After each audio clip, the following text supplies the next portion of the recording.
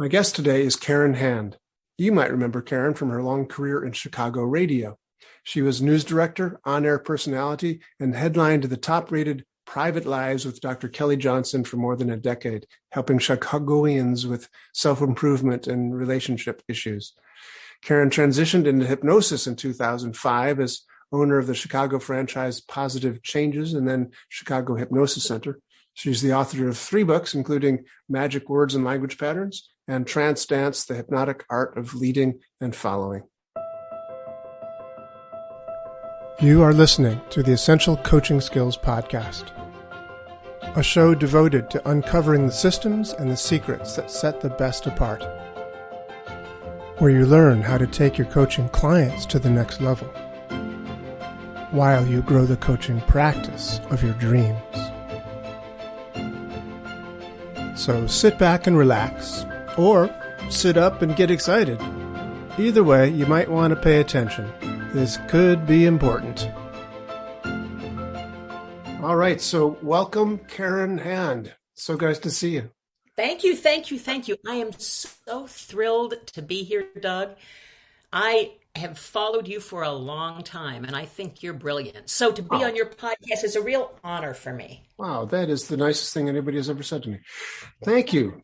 Well, it's funny because we were on a some kind of thing this summer. I don't remember together, and I followed you. You was a conference, an online video conference, hypnosis video conference, and I was on after you, and I thought, well, that sucks because you are so good, and you have such a high bar, and you're so thorough, and it's like, it's just me now after all that. And I think maybe that's what I like the most, because you're approachable. It feels good to watch or listen to you. Well, you're very, very kind. Well, it's great to have you here. And as you probably are aware, this is called the Essential Coaching Skills Podcast. So we are looking at this thing we do.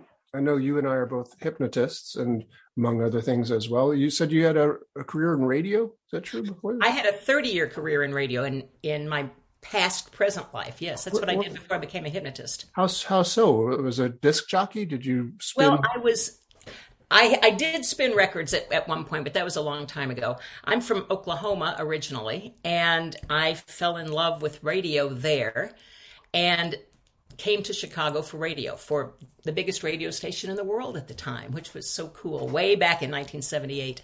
Yes, I'm dating myself, but it's always a good date. Cheap date. Or a cheap date, either way. You want to split a dessert? Sure, why not? But along the way, for most of the time, I was the morning side chick. So there were 2 crazy, wacky guys. I was the news director at the CBS radio station and their side chick. So that was most of it. And it was a lot of fun. Oh, it was a tremendous amount of fun. I also did a talk show with a psychiatrist called Private Lives. And you might guess it covered a lot of topics about relationships. So we did that for a decade. On that particular show, Doug, I invited a couple of hypnotists that a friend of mine knew, to make fun of people, to have people on the radio bark like dogs and cluck like chickens and all that stuff, right? Yeah. They came on the show and they didn't do that. And they enlightened me that that's not what hypnosis is. And they talked about all the positive uses of hypnosis. And I thought, well, wow, I want to try this out. I went out and tried it out and fell in love and instantly said, this is the next thing I'm going to do. When you say you tried it out, how did you try it out? I went out, I was hypnotized. I mean, I got to experience effective hypnosis and just thought it was incredible. So I talked to this psychiatrist that I work with, one of my very best friends, for a couple of years about going back to school and becoming a shrink or a psychologist or something. It just didn't grab me. Hypnosis did. Cool. And so that's what I studied, and I've been a hypnotist now since 2005. Wow. So you're relatively new to the game. Thank you for saying so. There was a time in radio when I was the youngest person ever at the radio station. There was a time in hypnosis where I was not ever the youngest person in the room, but I was the baby hypnotist in the group. And that was a long time ago too, yeah. Apparently. So you've been at hypnosis now for, well, let's say 15 years. Yeah. Yeah. And you have built quite a business, I would say. I mean, from what I can see with, what is it, Karen Hand Hypnosis? Karen Hand Hypnosis it is now. Okay. Full disclosure. Okay. When I first got into the business, the friend of mine who suggested these hypnotists had taken some hypnosis training and had taken NLP training in Chicago. So that's how she knew these hypnosis people. And she and I always wanted to do something together. We were never both out of radio at the same time. So, and radio is kind of a fluctuating business. People don't usually spend 30 years in the same, or I was for 20 years at the same radio station. Anyway, about the time that I started wanting to do hypnosis, radio lost its thrill for me. That's a story that I can tell if you're interested in hearing it. But really and we can come back and close that loop if you want to, but what I'm really saying here is that she and I decided to become hypnotists together and open a business because we had beautiful visions of going to lunch together every day and having all this fun. Well, we're both believers in go big or go home, so neither one of us knew anything at all about business. But we heard about this franchise business that would give you a business in a box. You may have heard of Positive Changes Hypnosis. I know it well, yes, absolutely. So our first encounter was with Positive Changes Hypnosis, and we opened Positive Changes here, a big center. We employed 4 hypnotists besides the 2 of us, and there were other centers in Chicago. At the time, we were the 5th center in Chicago. Wow. Franchise rules required so much money to be spent on advertising every month. And in our case, in Chicago, because it's really expensive, it was $20,000 a month. Wow. Now, in advertising. When there are 5 stations, that's $5,000 a month. We could afford that. And at that level of promotion, back in 2005, we had a full-page ad in the Sunday paper every week. We did other kinds of advertising. But let me tell you something, Doug.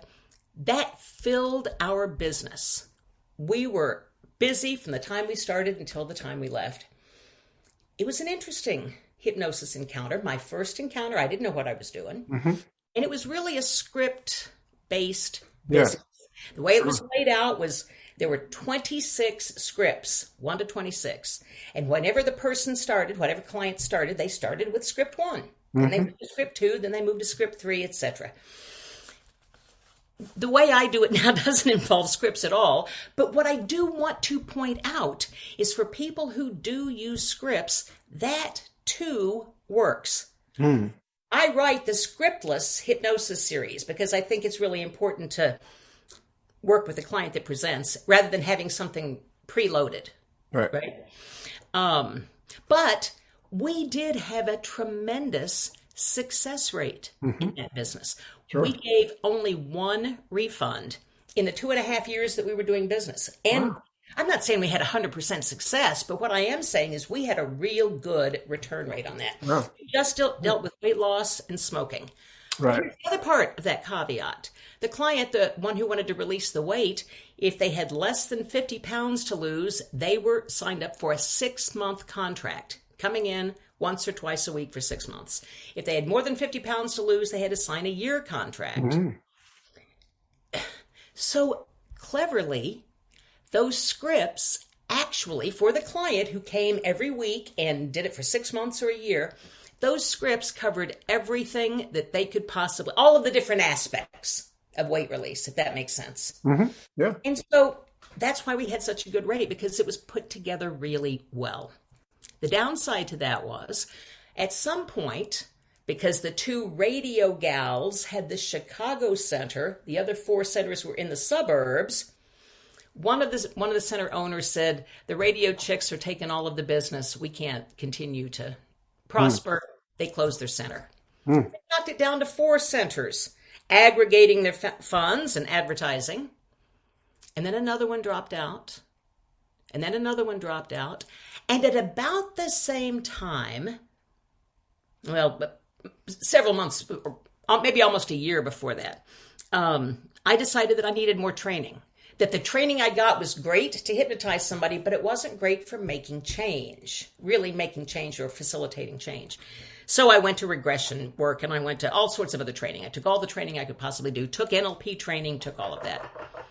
And when my skills outpaced the scripts and I could actually work with the clients, I didn't want to do the script work anymore. Mm-hmm. When you're in a franchise, say McDonald's, you don't walk in and find pizza. Right, exactly. They all have to be the same. So the franchise didn't want... The good news about it was, as I got these new skills, I had people to practice on every day. Every time I got a new skill, I had a client. I had 2 or 3 clients that day I could practice it on. That's how you get good at hypnosis. Mm-hmm. Practicing it, doing it, trying it out, seeing what doesn't work, seeing how you can pull something out of thin air and make it work. So I got really good with a lot of good people, right? And I wanted to do different things. The franchise caught on to me and came in and said, we're going to install a computer system that everybody has to report to, all the hours that you're spending with clients and what you're doing with them, et cetera, et cetera. And basically I said, I can't live that way. Mm-hmm.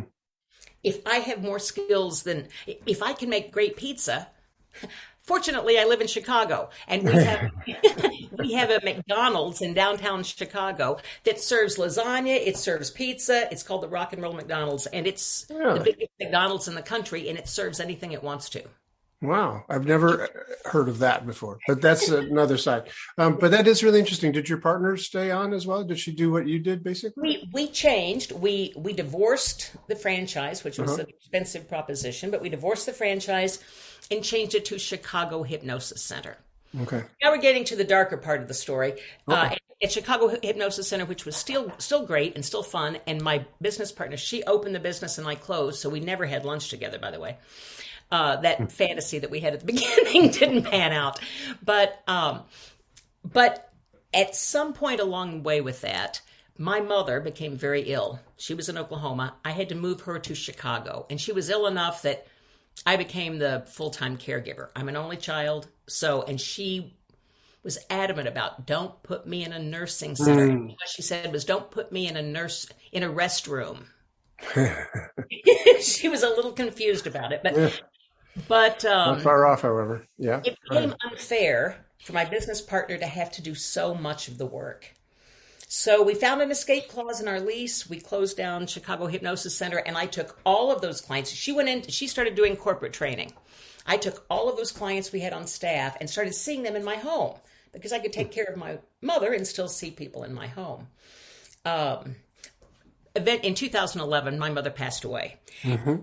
And I discovered that I could go out and start a new business, or I could just enjoy my home. I have a great office in my home. I have a separate entrance to the outside. They never come inside of my house. So I have a perfectly functioning office here. Why spend $4,200, which is what we were spending for our office? Why spend that when I can work here? Yeah. And now I did it the opposite way of what most people do. Most people start out as a private practitioner and expand. I had a big center and went smaller. Cool. And you're still in Chicago? And I'm still in Chicago. Right. So is that, it doesn't look like an apartment building, though. That's oh, no, I have a house. In Chicago itself? In Chicago itself, yes. I live just inside the city limits in a place that if you drove through my neighborhood, you would never believe it was Chicago. It's spaced out. It has yards. It's suburban living inside Chicago. Neat. Cool. Yeah. And you call that care in hand hypnosis? I call it care in hand hypnosis, yeah. So if people were looking for that, they'd look for carolhand.com or? Careinhand.com yes, that is my website. I got lucky because I was a radio personality. Right. So people will still sometimes Google my name for the weirdest reasons. I just found out you're a hypnotist now. I still have a lot of followers on Facebook and others from the radio days. So it kind of is an edge. It's a leg up because I am already a personality in this town. And you know how to do microphones and do recordings and do all that sort of thing. Yeah. Yeah. Very cool. Very cool. People ask me sometimes, I don't mean to interrupt, people ask me sometimes, how could you go to radio, from radio to hypnosis? Do you know it's the exact same business in a way? We are talking one-on-one with each of our clients, right? Influencing or helping them move in a certain direction, offering them information. In radio, you're offering them information or telling jokes or whatever you're doing it, but you're doing it one-on-one. How do You you mean imagine that? talking to one person because each person listens to the radio individually. I see what you're saying. So when you are a radio host, you are imagining that you're speaking to a single individual. Yeah, there's usually a profile. I worked for an 18 to 24-year-old radio station. That was our target demo. Right. So I was talking to a 22-year-old female. Gotcha. Did you actually imagine a particular avatar for that? Well, I didn't really have the face and all of that. When I was in radio, my visualization skills weren't as great as they are today. But I did know I did have that person, that 22-year-old female, in mind as I chose every story that we told on that station. That's really cool. And you told stories too, which is fascinating because that's of course hypnosis too, isn't it? Yes. And since I was the news person, I was telling news stories. But we were an independent station. We weren't an all news station. So mine was really storytelling from the perspective that I learned it. Wow. Very, very interesting. So that's a great history. And I can certainly see why you would be so successful at hypnosis from a background like that. It just, like you said, seems like it is the same business. You had a lot of practice in it. You're good at it. Do you think that if a person, because, speaking of avatars for the people we're talking to, I imagine that the people listening to this podcast are older than 22. Okay. Imagine that they're probably. And so my sort of visualized average person who's listening to this is a person who has perhaps gotten bored with their other job and want to go into coaching. And so maybe they're in their late 20s, early 30s kind of thing. And they want to either go into coaching or they want to be better at coaching. So they're people who are just sort of starting out or want to improve their business and their abilities within the business. So the reason it's called Essential Coaching Skills is because we're looking at what skills and systems are essential for being good at being a coach. So I'm just wondering what you think that would be for a person who's just in that category. An essential skill? Yeah. Hell yeah. I think the most essential skill for newbies and for all of us who've been doing it for all of our life, listening. We have... Doug, I say often, I gotta back up on this for a minute. I often say hypnosis and NLP are BS. Complete BS. BS, which stands for? Belief system. Let's see. And every client is going to come in and give you their BS, their belief system. You're going to have your own BS, right? And my preference is to leave my belief system outside the door. I really have to point over that way because that's where the door is. Outside the door, and just learn how my client is running their program. They're just running a program. And I need to listen not to how I would run it if I had the chance, not to give advice to them about what I think they might do to make that change. My job, the way I look at it, and remember, I can only give you my BS. Right. So this is just my BS. If you like it, use it. If you don't like it, that's okay. Laugh and have a good time. My BS is that I have to really listen to my client. They each come in with a program that's running in the background, just like an app that you download on your phone. And it's the cell phone analogy I'm using most often when they ask questions about hypnosis. We are like a cell phone. We come with a perfectly working operating system. And then along the way, we need Words with Friends. So we download that app, and we need a scheduling program, and we download that app. And what do we do with the apps that didn't work for us? And so we downloaded something else. Do we just leave that old app there on the phone running in the background, using up battery life or whatever? Or did we delete it or upgrade it? And so with each of my clients, when they come in with a particular issue to change, I do have clients who just want the mental massage, and I do that periodically through with some longstanding clients. But that's guided imagery in a different situation. What I do primarily is when the clients come in, we get a good view of the program that they're running. The only thing we know at that point is that the way they're doing it isn't working for them, for what they want. And I believe the NLP presuppositions When something's not working, try anything else. So that's what we're doing. But I want to know how they're running their program. A smoker, if you don't mind me giving an example, a smoker as an example, I want to know first, doing the consultation call. I don't call it a consultation. I call it a screening because they screen into my services. So during the screening, I want to know, do they want to go cold turkey or taper off? Often they'll say, you can taper off. I didn't know that was an option. I don't care how they do it. We're going to the same net effect. Mm-hmm. But that's what I want to know. Do you want to quit cold turkey or go or taper off? We get that piece of information. And then if they want to taper off, it's going to take more sessions. We're going to, titrate it down. If they want to go cold turkey, we might do 1 or 2 sessions, depending on how I feel when I'm listening to them. And listening to them talk. And then when they actually physically come in for the first appointment, my question is, how do you run this habit? Tell me how you're doing it. And they often say, what do you mean?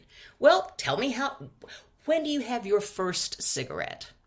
Oh, first thing in the morning. Okay, I need more specifics than that. Do you go pee first and then have your cigarette? Is it right there on the bedside table? Do you light it before your feet touch the floor? And often they'll say, no, it's after my first cup of coffee or while I'm having my first cup of coffee. Right. I don't care where it is. I don't care what the answer is, any place along the way. I just want to know what it is. So now I've got a better view. I'm learning how they're doing it. I've got a better view of how they're running this habit. They can't call it an addiction.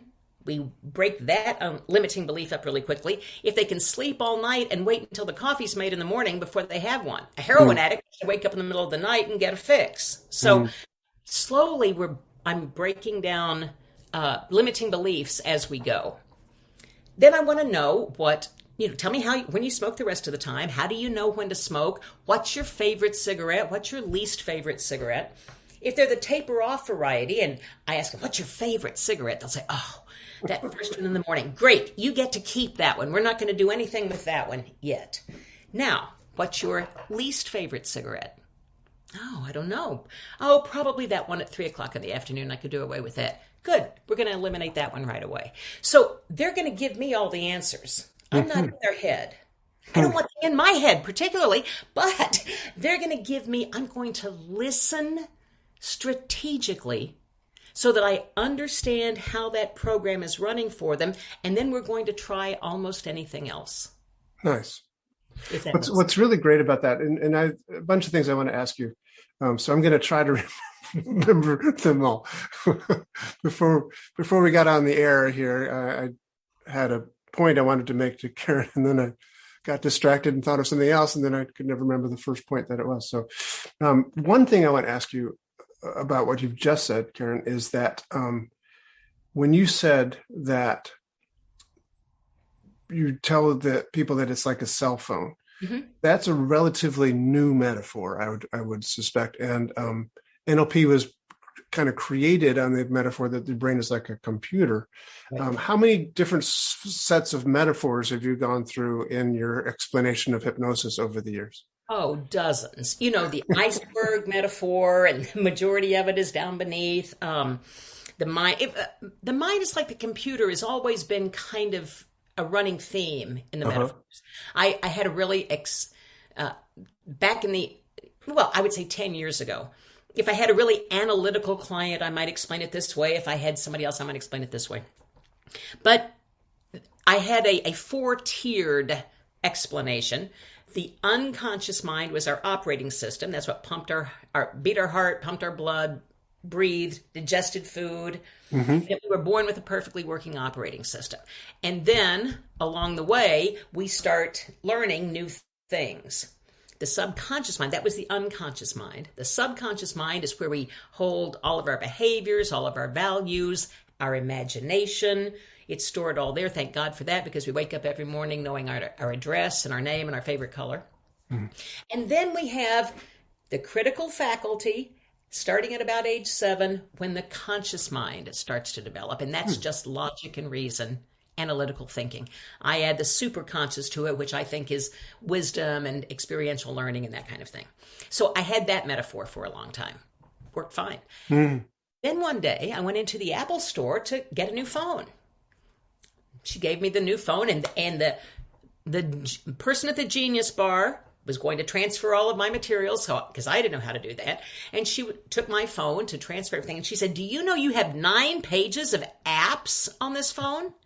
And I said, no, I don't know. I don't know what most of them do. And she said, and are you aware that those apps stay running in the background on your phone? They use up battery life. They come in when they're not wanted.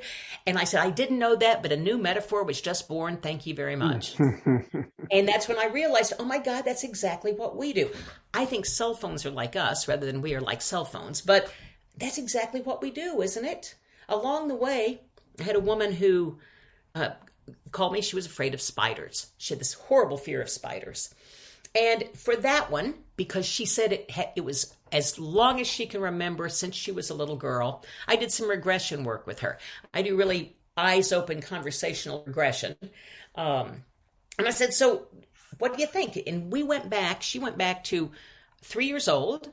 She was on the floor and in one room of her house. And there was this fuzzy thing walking across the room. She reached over to pet it. And behind her, her mother screamed, don't touch that, it'll kill you. Okay, mother didn't get coded into that memory because she was behind her. But the spider certainly did. And then it generalized to all spiders. So we neutralized it from that point. But I first had to find out how she was doing it, how it was running, how it was operating, right? Listening to her telling me when she became afraid, how she knew to get afraid. She saw a spider first and then ran from it. We were able to help eradicate that fear. She texted me about a couple of weeks later and said, I just had to let you know, this morning in the shower, there was a spider crawling down the tile. I saw it. I smashed it with my bare hand and then laughed as it went down the drain. Now, I'm not in favor of murder. Yeah, I was going to say. I need to kill bugs, but it was a success for her. I've created a murderer. Most of my clients walk away felons. Oh, God. Oh, that's funny. So another question about that, because I was just struck by the idea that, metaphors come and go. Many, many years ago, when phones were literally, you had called up an operator and the operator would, connect you to this. And there were people sitting at these big control booths and they'd unplug this cord and plug it over here. And, I'm sure there's many people that don't have a clue what I'm even talking about. But, hypnosis was, let's go to the operating system and operator and unplug this connection to the desire for cigarettes or whatever. And it was like this real physical change. And then, of course, and until operators went away. Yeah, exactly. So many things have changed over the years. And it's curious how we keep upgrading our metaphors to keep explaining, how the brain works. And they're right every time because they're metaphors.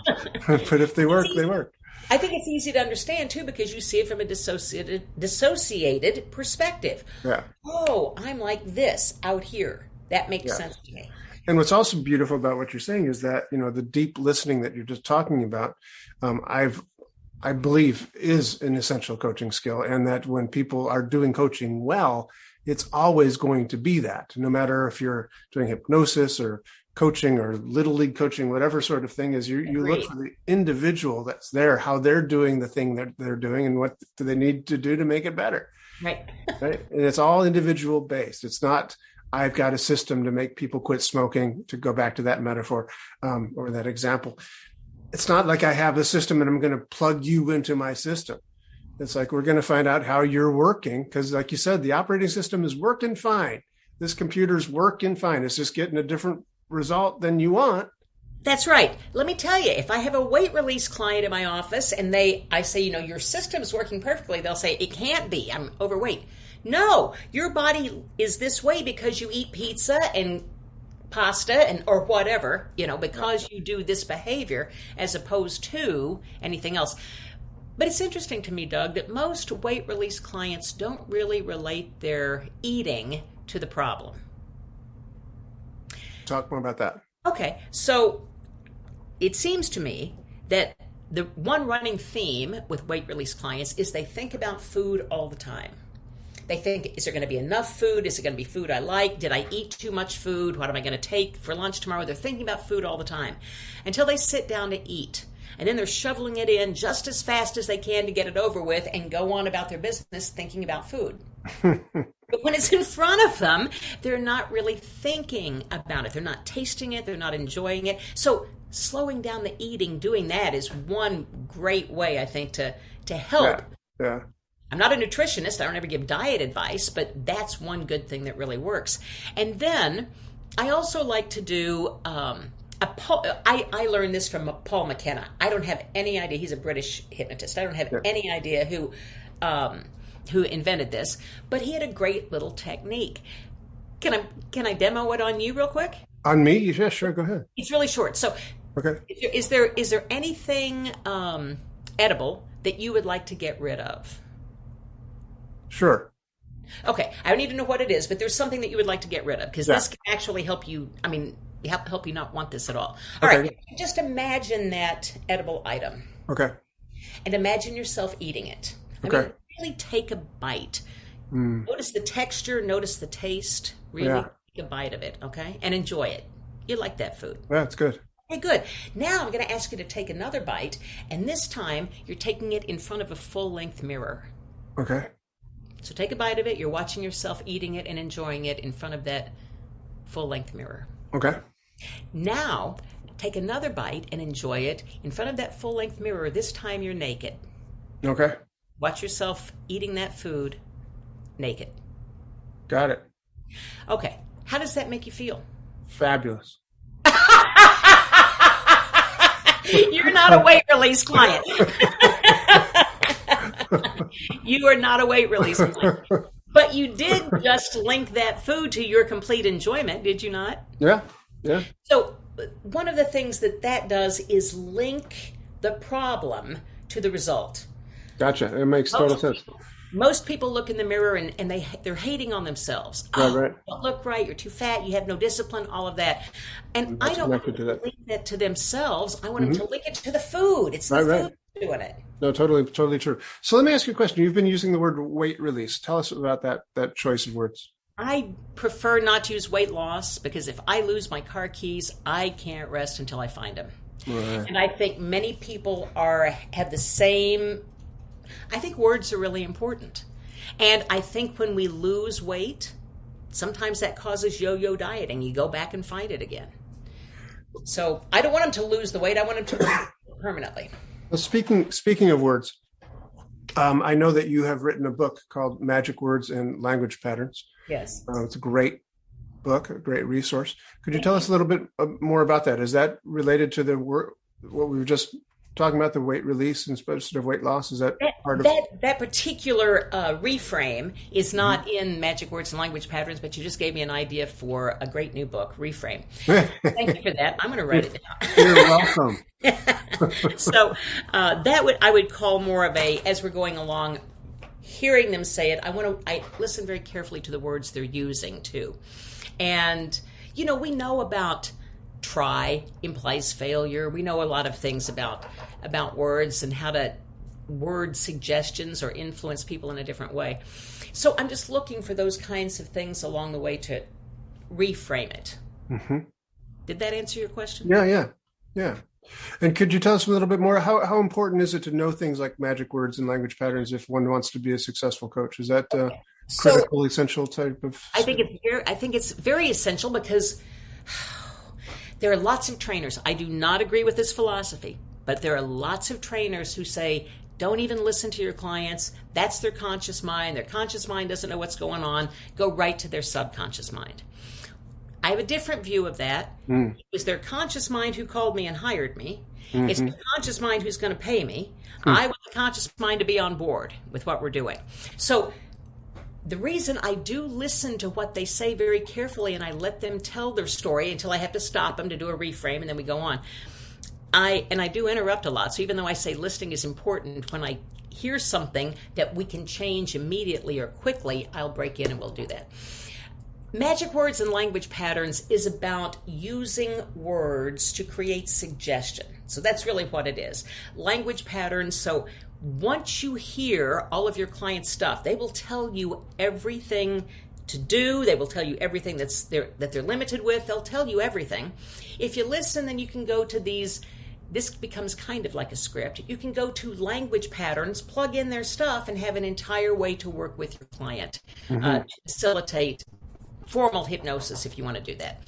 So words like release and that kind of thing are not in this book, but words like now, it directs the subconscious mind to a period of time. Before, after, it directs the subconscious mind to a period of time.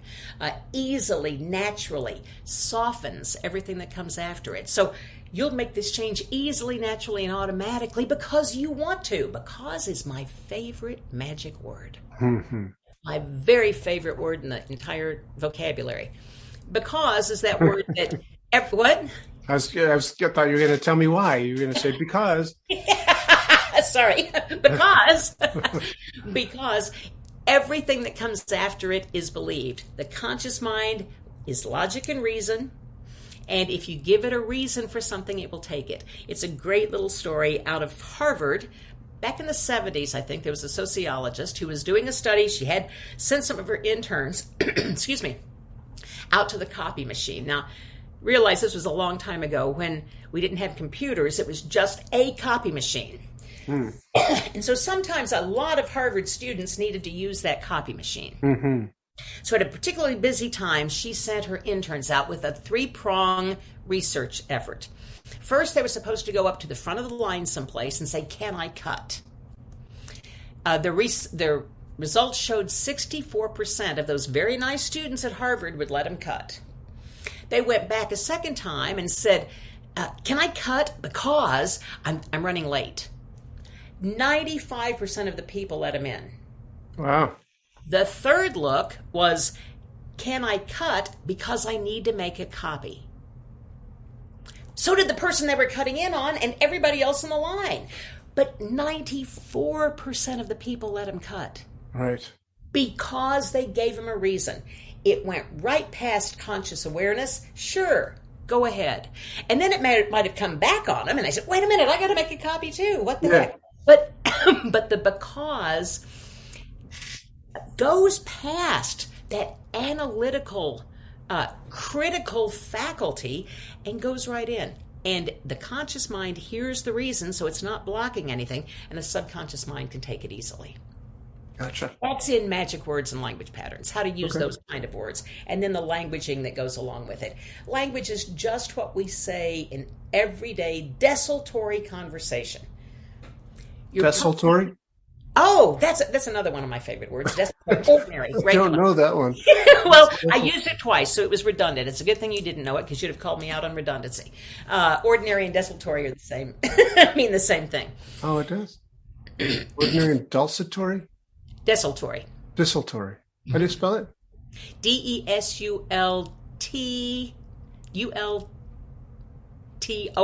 I believe. Could be A-R-Y. I will look for that. Thank you. I love learning new words. Yes, that because thing I read about in Robert Cialdini's book on influence. There's a similar thing, and what he pointed out with the third level of that study was that the word because had such a strong effect that it didn't really matter how important the reason was after the word because. That's right. It just made it happen. That's right. That's right.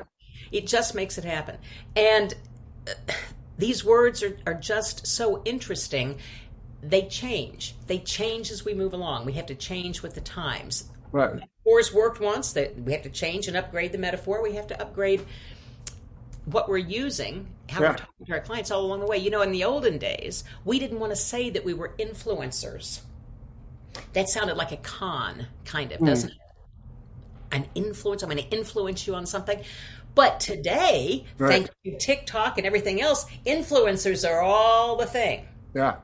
Right. So now that's what we do, is it not? We influence, guide, coach, if you will, our clients into the change they want to make. Well, I'm glad you brought that word up. So do you consider yourself a coach? Oh, I do coach along the way. Yes, I do. Sometimes more than others, but yes. What do you mean by along the way? Well, because I am stopping them and reframing them and asking them to come up with other things, asking them to look at a different thing. One weight release client, she did not have anything that I could find as we were talking in her past to help her with her eating issues. But I asked her if she knew anybody who ate in a way that she noticed and they stayed slim and trim and fine. And she said, absolutely, a lady she had lunch with twice a week. And I said, well, how does she eat? And she said, it's the weirdest thing. She eats her favorite thing first. I've even seen her eat her dessert first. And I said, that's a very interesting thing. And what does she do at the end? She said, and then she'll push away food, what she doesn't like, or when she gets full, she can stop eating. And I said, great. How do you do it? And she said, oh, no, I don't do it that way. I save the best for last. So I want to have the best bite last. And so I eat the things that I don't really like first. And then I said, you know what? That's very interesting. For 1 week, I wonder, there's a language pattern. That's not challenging. It's not giving advice. I'm just wondering. I wonder if you would try it her way, just for a week, just to see what happens. Nice. She came back a week later and said, that's phenomenal. I can push food away now. Yeah.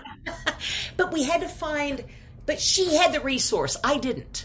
Yeah. I didn't have any right to tell her, hey, why don't you do it this way? Try it this way for a week. Because she didn't have any view in mind of how to do that. When she told that to me, she knew exactly what to do. She told me exactly what to help her do.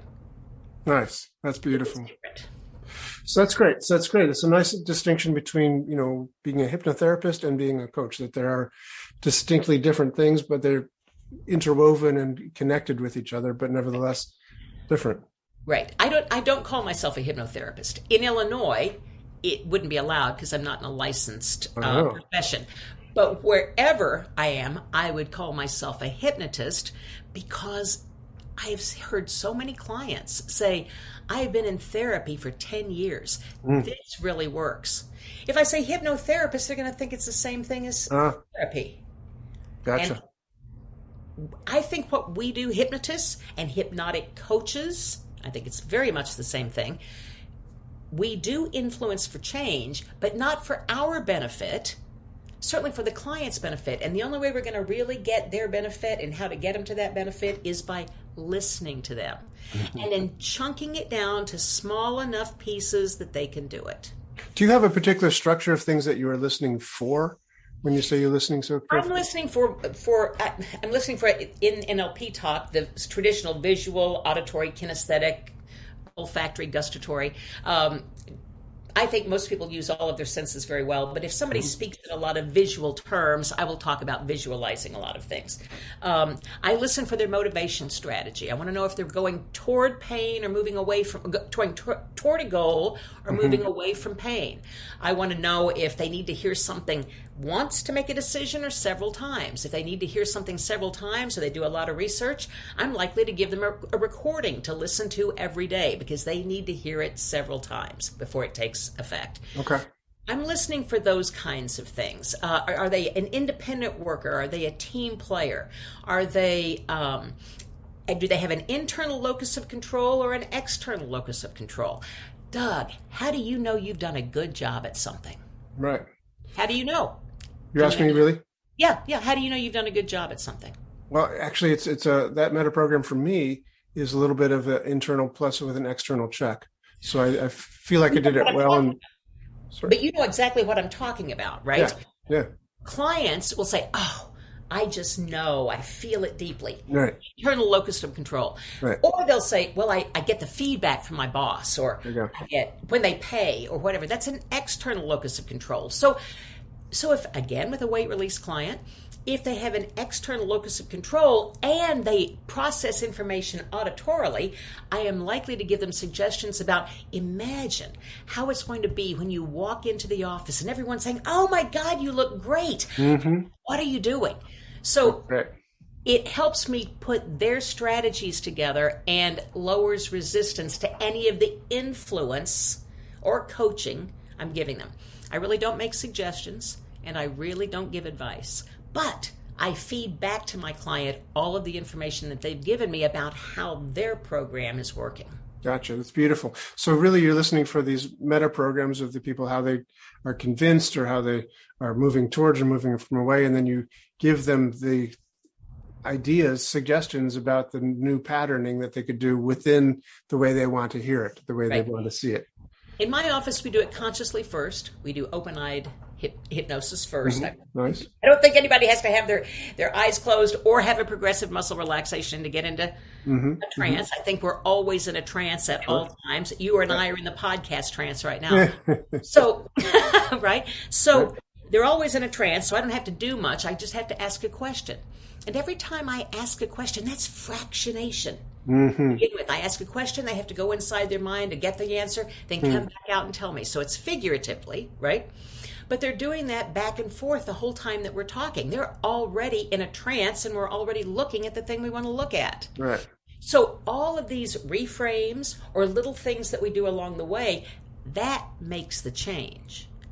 I always end I can't say always, that might not be true, but I mostly end a session with formal, I'm doing this in air quotes, formal hypnosis, because they hired me for hypnosis. And they often have an idea of what hypnosis might be like. That's true.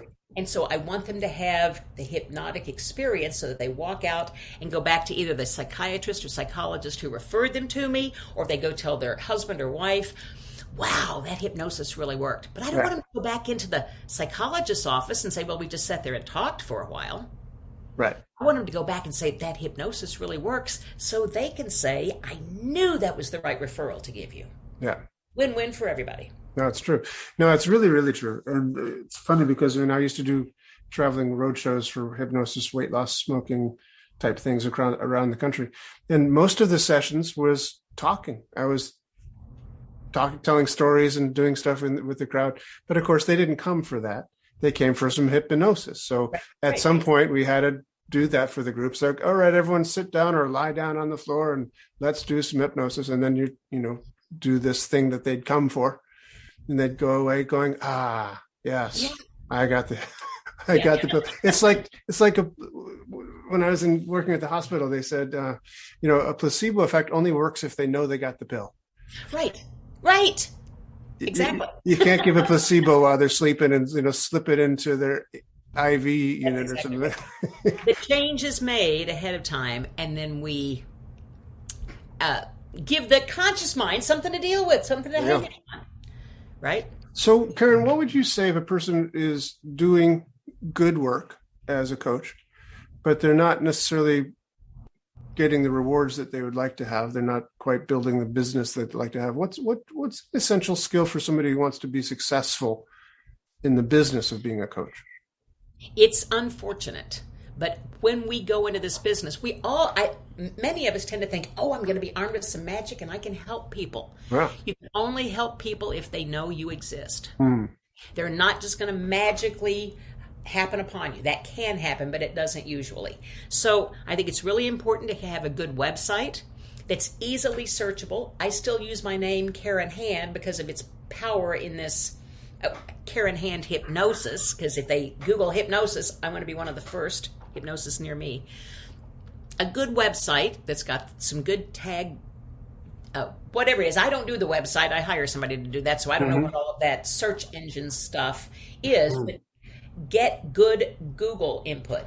Use videos. Do a video. Put some video out there of yourself so people can see you. And then if they don't like you, it's none of your business. You never have to find out about it. But put yourself out there, and when they like you, they come super selected with what you do. Videos, a good website, and Facebook, Instagram, Twitter, and now TikTok. Really? Because a lot of people, I get a lot of clients from YouTube. I'm not on TikTok, but I know a lot of people who are on TikTok, and they are getting clients that way, skewing way younger, but they're putting short things on TikTok, and it's working. But I think Facebook and Instagram are good. And on Facebook, if you really want to get your name out there and really start being respected, that kind of thing, go into some hypnosis forums and talk there. You could go into, if you're really interested in fibromyalgia, as an example, you might join a fibromyalgia Facebook group, and occasionally, you can't go in there and sell, but occasionally you might answer a question that talks about how hypnosis might help with that. Those are covert ways of getting your name out there. I don't think radio works for any of us because single practitioners can't afford the kind of radio ad buy that you need to get your message heard. Mm-hmm, mm-hmm. It takes a lot. McDonald's still advertises twice an hour on radio stations, and they're ubiquitous. So if they have to still do that in order to keep their name up front, guess how much you'd have to buy on radio to do it? It'd be really expensive. Nobody's reading the newspaper anymore. So it's all about the internet. Although I do have a local newspaper that covers about 17, I think, neighborhoods and areas around me. I'll put articles in there. I don't advertise, but I will write articles and have them appear in the paper. That gets my name out there as the knowledgeable hypnotist. That's cool. So yeah, that's really neat. The thing we used to do back in the day is, we'd give talks and we'd put articles in papers and stuff. There was a lot more of that. When I traveled the country doing those hypnosis shows I was describing before, those were organized by John Morgan, who also was a former radio DJ. So he had a thing where he would make deals with radio stations, usually in January and September, when radio's not getting a lot of commercial time. And he'd say, well, listen, I'm a radio DJ. I know how to do this stuff. I'll make you some commercials. You play the commercials basically for free, and we'll fill this seminar and we'll split it with you. So you get half, and I don't know if it was half and half exactly, but it was a proportion. And that worked out really well for those times a year when the radio stations weren't getting much. And let me say that works way better in a small to medium-sized marketplace than it does in New York, Chicago, California, like that. So it depends on the city that you're in, right? Sure. If you're in a big city, I know that there are some some systems that have affiliates, and I know that some affiliated systems are told to go to college towns and smaller markets because it's easier to make deals like that. It's hard to make deals like that with a radio station in Chicago. Yeah, but it's still a really good tip. Yeah, I'm not sure that it would still work. It worked for a long time. They're not doing it anymore. I'm not sure if that's COVID related or just whatever related, but it's not happening. I can tell you that. Well, it changed a lot. Yeah, it did. It did indeed. So that's really great. So I think it's really important that those things that you're mentioning, Facebook, TikTok, et cetera, are all free.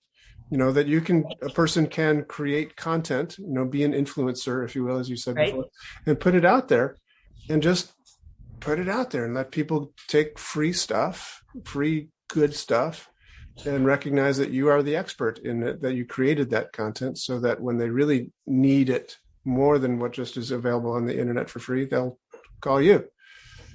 May I add one more little tip? Yeah. Super important. If you're doing a cold call on somebody, you're doing a talk in front of somebody, or you're doing something for TikTok, you're doing a video or something like that, writing a letter also, offer value first. Offer value first. Give them something of value, and then they'll pay attention to you.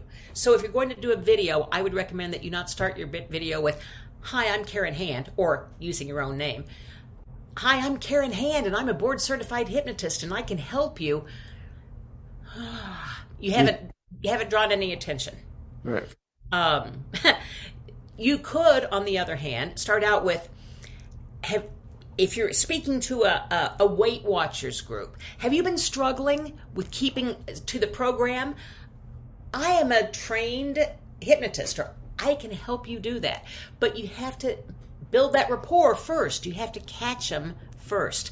It's an old radio trick. I didn't open a newscast with a chronological order. I opened every news story with something that they would care about. Yeah. And then once they're listening, once you grab their ear, radio was the best education I could ever get for this kind of thing, because everything that we said was strategically targeted, and we understand that we kept people listening for just a few minutes, right? They had other things to do. They had kids in the back seat. They were trying to quiet down. People had other things to do. And so it was important to catch their attention. Once you catch their attention, you can give them details about something. Listen to advertising. That's the way it works. So, Karen, I know that you have another book called Trance Dance. And when I was looking at that book, I was surprised that it didn't talk about dancing. Oh, but it does. There's a whole chapter that's the analogy of Dancing with the Stars. Oh. So I use the analogy of Dancing with the Stars. When the pros have an amateur come up, the first thing the pro has to do is find out what they're capable of. Mm. Are they capable of doing a cartwheel? If they're not, don't put it in the routine. So the dancing pro has to first find out what they're capable of, has to find out how hard they work, whether or not they're really serious about this, all of that stuff, and then they can advance their skills and they can step them up. And if they're not a great dancer, but they have a great personality, they're going to work on building that, showing that off. So that's what I think we do. I think those Dancing with the Stars pros are just like us. They're coaching dance moves. We're coaching behaviors. Cool. So that's great. So that's a nice metaphor. That's great. So this is a book about how you basically do that sort of thing in a hypnotherapeutic hypnotist kind of scenario. Yeah. In Trance Dance, I love this. And for NLPers, the outcome specification exercise is just a brilliant way to ask questions and move the mind from a problem state to a solution state. And I have that in mind. What do you want?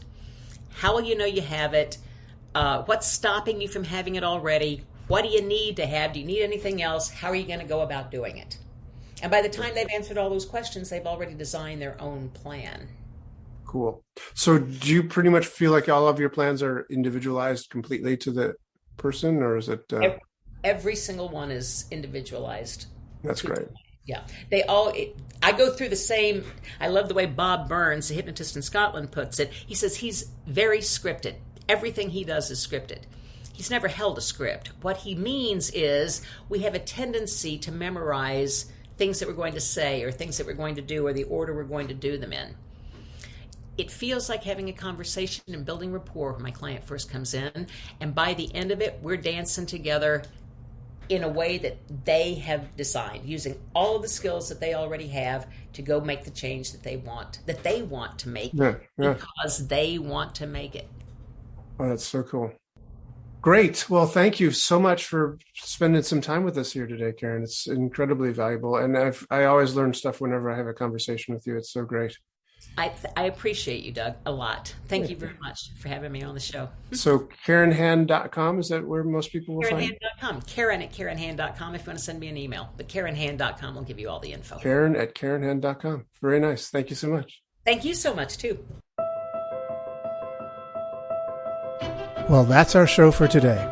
Thank you so much for joining me.